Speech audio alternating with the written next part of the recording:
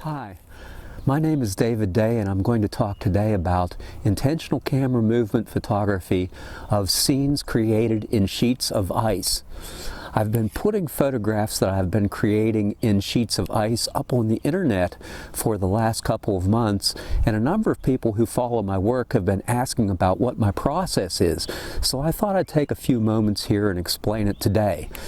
I collect a number of different things that I find out in my local environment for these scenes. Leaves are a real good example, and they play a prominent role in all of my scenes, but you've got to be careful about what kind of leaves you select because they have different thicknesses.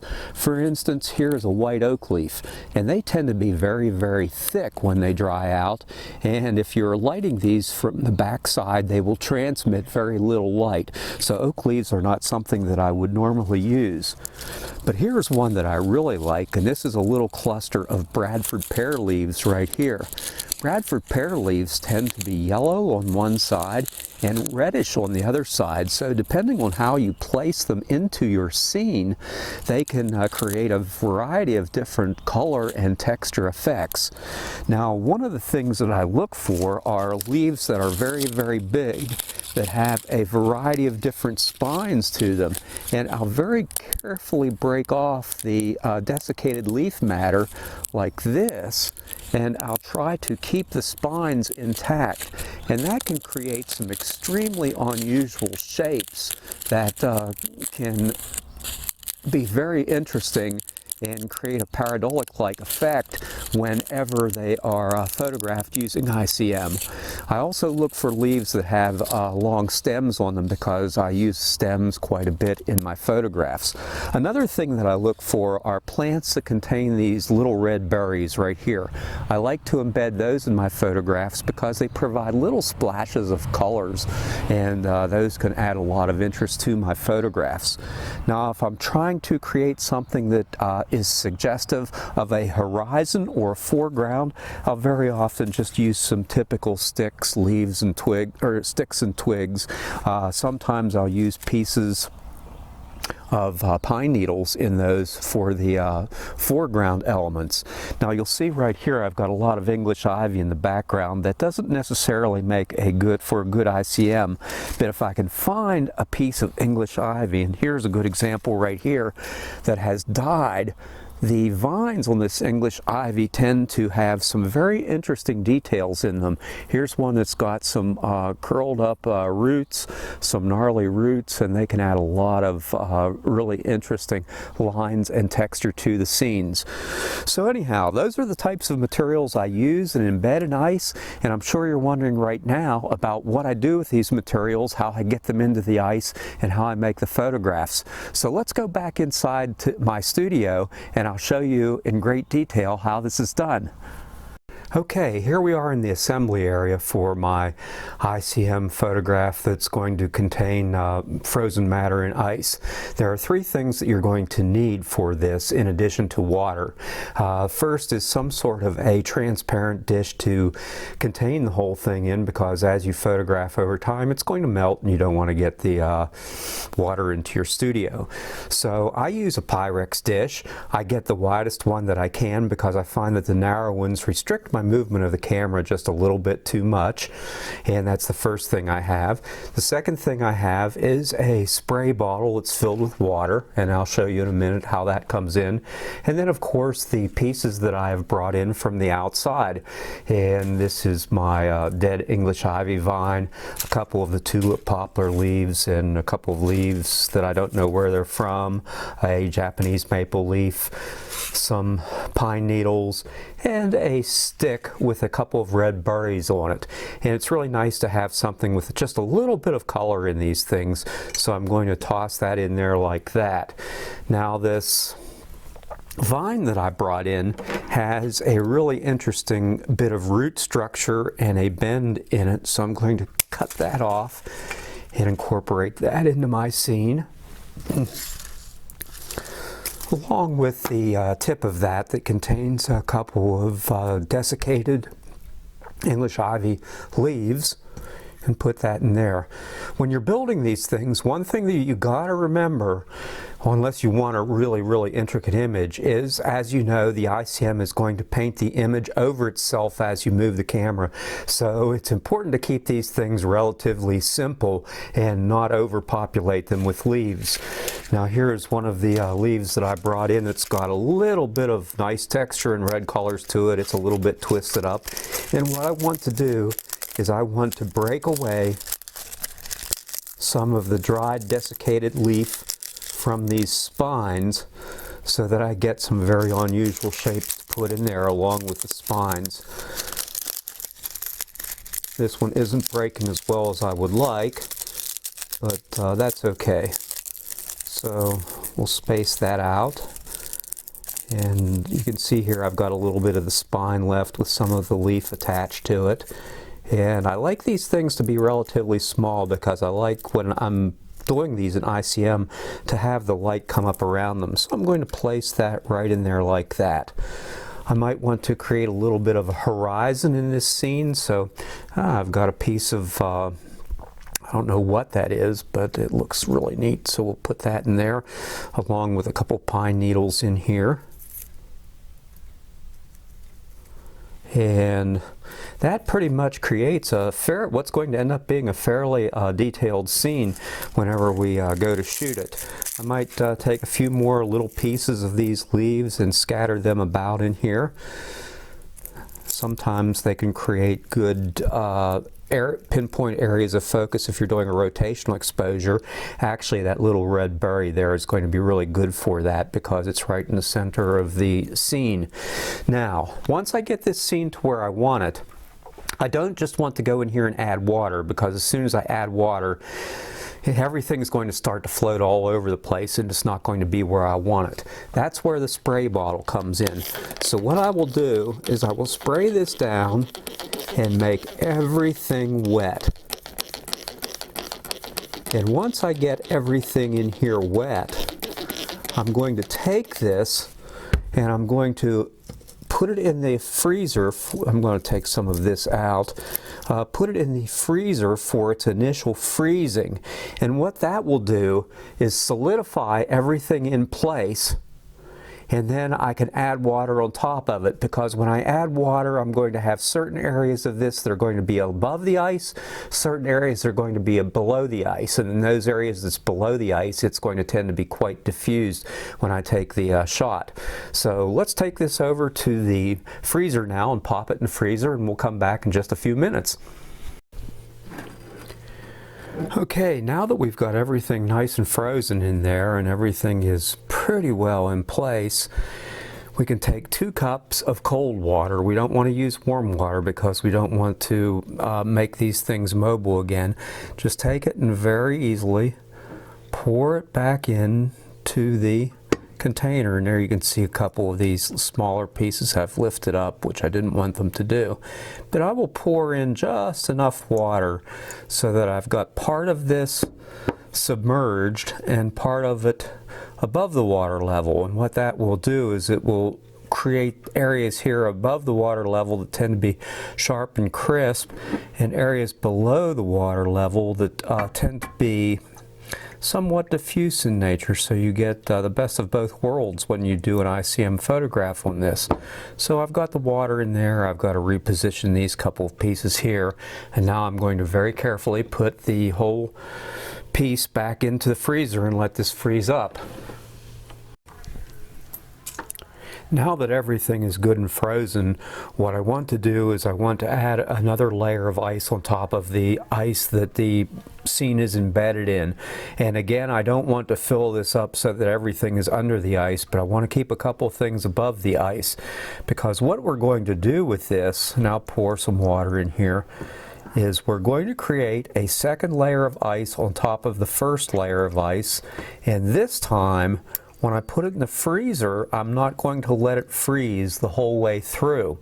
I'm going to check this occasionally to see how it's freezing, and when it gets to the point where it's got a nice sheet of ice on top of it, on top of the scene, but under the scene it's still water. We're going to take it back out and we're going to do something to this to introduce a few bubbles into the scene.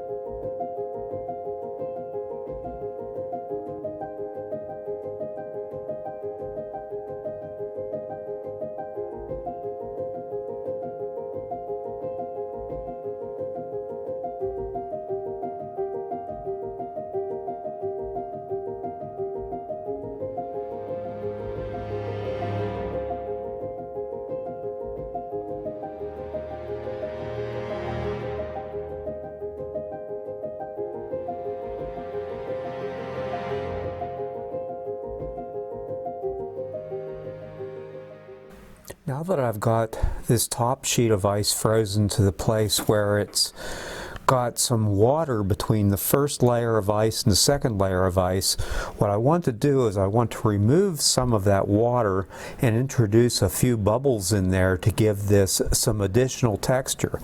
To do that, what I'm going to do is I'm going to take my screwdriver and I'll punch a couple of holes right here to let some bubbles in, and a hole or two right here to let water out. And then I'm going to take the whole thing, and you can see that it's draining the water now, and you can see from the top it's letting air in. And I'm going to get to the point where most of that is out, then I'm going to stop, and that will create a whole series of bubbles between those two layers of ice. Now I'm going to take this, and I'm going to put it back in the freezer, and I'm going to let it freeze solid. I just took the scene out of the freezer after letting it freeze overnight. Everything is good and solid now, and I hope you can see this, but we've got some really nice bubbles here between the layers of ice. The ice is cracked in several different places, which is going to create a lot of really good texture. And I've got a situation here where I've got a really nice ice bubble right around this leaf, a couple of leaves and a couple of sticks that are protruding above, and this little red berry that's protruding above. So that's going to end up being very sharp in the final image.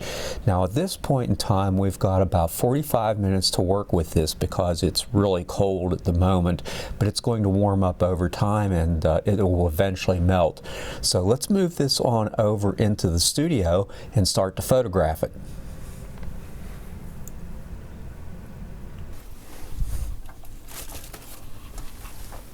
Here we are in the studio, and I've just placed our scene into the studio itself, and here is our Pyrex dish, and it's starting to melt just a little bit, and with the frozen scene inside of it. And I'm going to put that on a plexiglass platform that's covered with a little bit of plastic to diffuse the light. And the light source is coming from these Govee hex lamps that are underneath the light. Now this isn't an ideal situation right here, right now, because I have to provide all of this exterior lighting to allow you to look into the scene. Normally that wouldn't be there. Normally you would shoot this in a darkened room where the only light source is the light that's illuminating the scene. If you're illuminating the scene from the side to catch some of these textures on the top of the scene, you've got to be very, very careful that you aren't introducing a lot of glare on the ice. So be very careful about how you place your light if you're going to illuminate this from above. So we've got this all in here, it's all ready to go, and there are a couple things I wanted to mention about this. First of all, the Pyrex itself contains a little bit of blue light refraction. It's a really interesting substance. And don't think that when you're taking these photographs that you have to keep all of your camera movement within the scene. You can incorporate the Pyrex dish too and create some very interesting photographs as a consequence of the inclusion of the container in which this scene is placed. So I'm going to put this down now, and I'm going to get my camera, and I will begin to photograph it. And I will photograph it using a variety of techniques which I have covered in previous videos. One of my favorite is to start out at about the minimum focal length of the lens I'm using, start the photograph, move it up, and then move it back. And that can create a lot of interesting elements in the scene. And because I've got this very dark area in here that I previously showed you with the bubbles, I am able to produce something that looks very, very unusual. So I'm going to play with the center part of this scene for a while and keep that the focal area of the scene and see if I can create any pareidolik effects with it. So I might, continue to do something like that.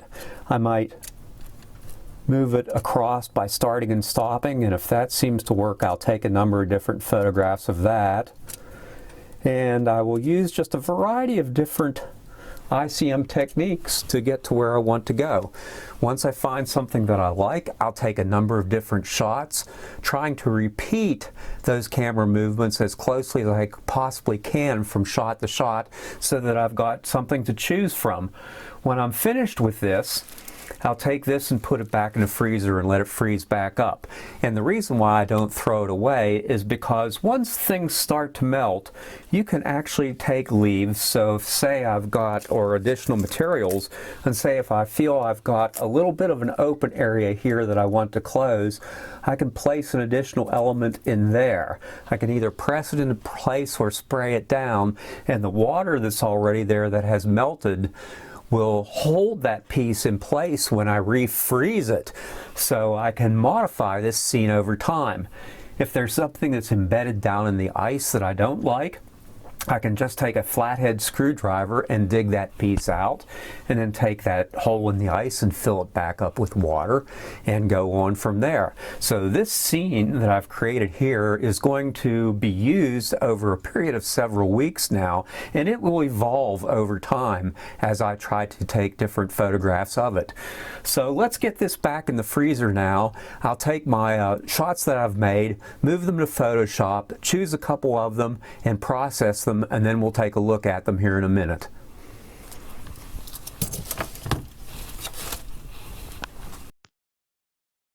Here are a few examples from the ICM session that we just completed. My workflow to complete these three images included brightness, contrast, light, texture, and clarity adjustments in Camera Raw. And this was followed by denoising and sharpening with a little bit of saturation adjustment in Photoshop. I think these three images are interesting, but they're not quite what I was looking for. The third one I kind of like a little bit, though. It reminds me of an infection in a post-op surgical wound. But anyhow, this doesn't mean that we have to discard these and start all over. There are several ways to improve these images, and the first one I will talk about is layering and compositing.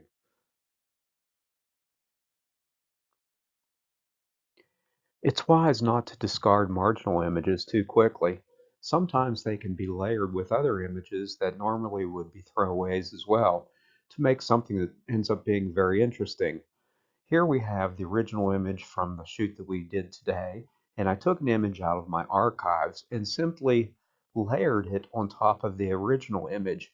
Then, using the pin light option, I ended up blending the two images together to get the nice abstract image on the right. And you can see that this has added some very interesting color to what otherwise was a fairly dull image. Here's another example of a layered archival image on top of an image from today's shoot. After layering, I experimented with all of the blending options available on Photoshop, and I had several good alternatives to choose from. But personally, I like the multiply blend the best, so that's what I'm showing here. You may recall from earlier in this video, I talked about scenes as not being something that are static, but they are something that evolves over time. Whenever I evaluate the images that I've made from a scene, I look for elements that I like and I look for elements that I don't like, and then I'll take a flathead screwdriver and a hammer and very carefully chisel out elements of the scene that I do not like. In this case, I took out a number of the leaves in this scene, which were a little bit less transparent than I would have liked, and I replaced them with a couple of leaves and a flower. They're actually artificial leaves and flowers, and I really like the artificials, by the way. I think I'm going to move more towards using the artificials in the future because there are so many things available to choose from to put in your scenes that you're making. So anyhow, I chiseled out some of the things I didn't like. I put these leaves in that I did like, and then I froze the whole thing up. And once it was frozen, I brought it back into the studio and made a number of shots with that new scene. Well, of the 126 images that I took of that scene, only one turned out to be anything like I had envisioned.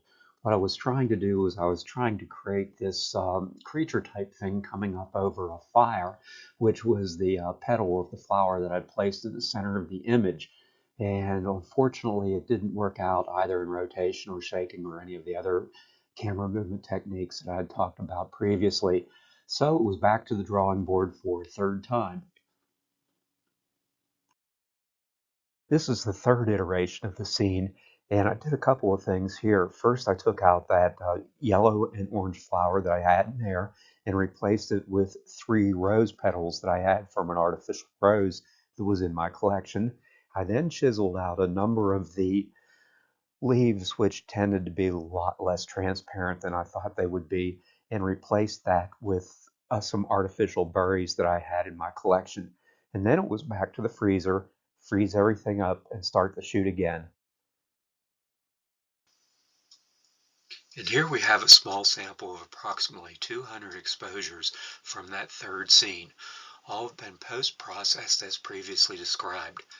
Take a close look at the lighter areas in these photos and note the fine detail that the ice has imparted to these images. Thank you for watching my video on ICM with Ice. I hope you enjoyed it. I can be reached in several different ways. My website is ddayicmart.com. My Blue Sky and Instagram handle are both the same, that's at ddayicm, and my email is davidlday@yahoo.com. Also, at this point in time, I would like to mention that I just published my third book on ICM, and this one deals specifically with Studio ICM. It goes into great detail on how to create studio intentional camera movement art, and it has a whole heck of a lot of examples, so it's something that I think both photographers and non-photographers as well will like. Thanks again, and bye for now.